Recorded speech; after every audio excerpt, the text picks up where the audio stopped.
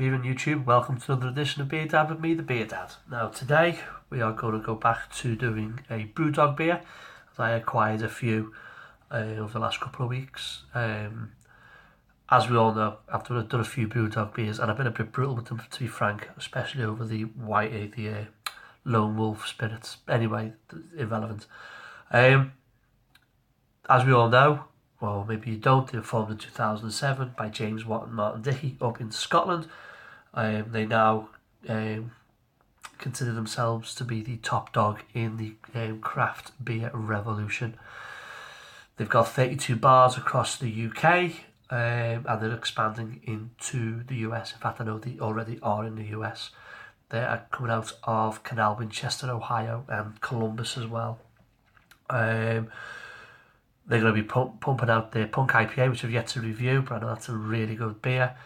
The Dead Pony Club Lager and Jack Hammer, as well as their own American line as well. Today we are reviewing Rye Hammer, 7.2%. I think this is basically Jack Hammer under a different guise, but made with rye. Let's see what it says. I read you the back, as usual. Dead Sea Scrolls of Brewdog. Jack Hammer has been single-handedly ripping it up for quite some time now. The definitive bitter twisted IPA has spawned 4 Hammerhead offsprings. Rye Hammer is the 4th in our supercharged, hyped up hybrids. Rye and American hops unite in an agricultural superpower. A grapefruit harvest of citrus melts away to sticky roasted caramel and rye warmth, all resting on a malted background. Then the Hammerhead's trademark bitter finish reasserted its authority.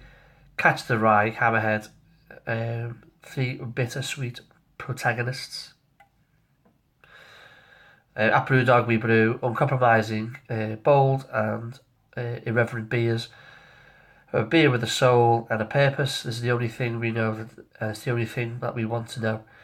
We have a terminal craziness to make beers we want to drink, not what we want to drink. Anyway, our approach is a modern rebellion of flavour and choice. A mad last-ditch stand to create beer that actually tastes of something. Beer like it was, beer like it will be. Ditch the mainstream and say hello to Brewdog. That's usually bog standard on all the end of their cans. Again, on the back, there is ingredients in Swedish, in Italian, in Finnish, in what looks like Japanese and Chinese. Stylish little can. I quite like these cans the way they deliver them. The bottles are great because these little diamonds on the side, triangles on the side, they're all raised. Anyway, I digress. I've not had this before. I'm very much looking forward to trying this. I've had the Jack Hammer before, and the Jack Hammer is really nice, but I've not had this one. So let's see what we get.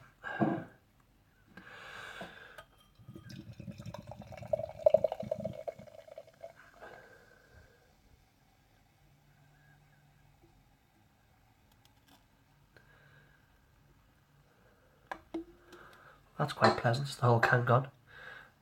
Hazy. Let's put it through the light. You can just see the light through it, like a golden sunset across a beach somewhere. A little bit of head, dissipating quite nicely. Big bubbles. Can you just see? You can vaguely make out the thing in the background. But yeah, it's quite good, quite acceptable. So, let's give it a go.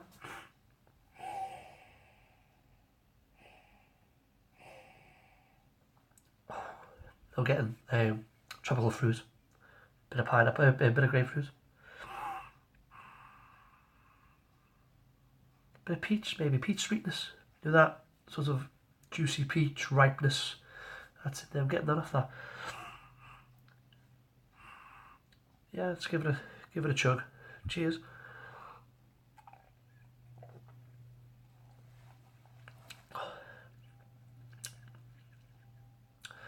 That's very nice. It's really good, actually. Very good. It's better than the Jack. I think it's better than the Jack Hammer. It's citrus, grapefruit, lemons, a touch of lemons, but there's peach sweetness there on the palate. There's a A little touch of peppery wryness going through it. Caramel from the malts, a bit toffee-ish, but then that disappears and you get left with a dry, hoppy back note. It's just beautiful. Absolutely, absolutely beautiful. Bit of a spicy finish to it as well. Now at 7.2, could I drink a lot of this? You betcha I could. Will I regret it in the morning? You betcha I will. But this is really, really tasty. Really tasty. That peachy bit, peachy sweetness, and then fades into the toffiness, and then that goes as well and leaves a dry hop and a little bit of spice finish right at the back of your palate. Beautiful, well balanced beer, and the alcohol's really well hidden for 7.2. Really well hidden.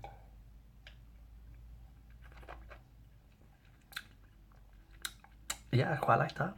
That's out of 10. It's 8.5. I think that Elvis Juice IPA is better, a lot better, but it's not as strong. I do have the Mr. President in the fridge chilling. I'll be doing that the next couple of days. That's 9.2 double IPA. That's very good. So, to summarise then, Rye Hammer. Looks good, tastes good. I bought this from Chester Beer and Wines. I think this was about £3 a can. A bit steep for a 330ml can. I would like it in a bottle. Maybe that's asking a bit too much with it being a bit strong. But I think a 500ml bottle would be really good. It would hit the spot properly, because I think the last couple of these I've had, or the last couple of Brewdogs I've had, been wanting more from the can, but from the bottle, so it's a decent amount. Have I had better? As I said, I've had Elvis Juice is better than this, but it's better than Jackhammer, which is a nice beer. Have I had worse? Yeah, I've had worse. Doing these reviews, I've had worse. Would I buy it again? Yes.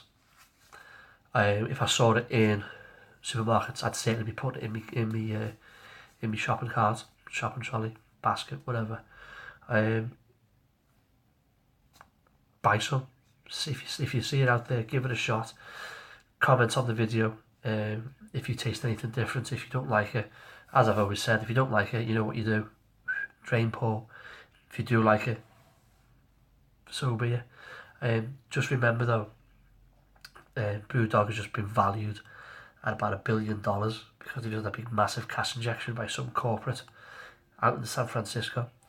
But anyway, not that I'm jealous in any way, shape or form, but these guys don't have to work anymore. All they've got to do is concentrate on making good gear, which they do. Anyway, I'm going to go and sip on this for a little bit. It's nice outside. Sit outside in the yard, enjoy some evening sun, and drink the rest of this. So anyway, hail everybody. I'll see you later.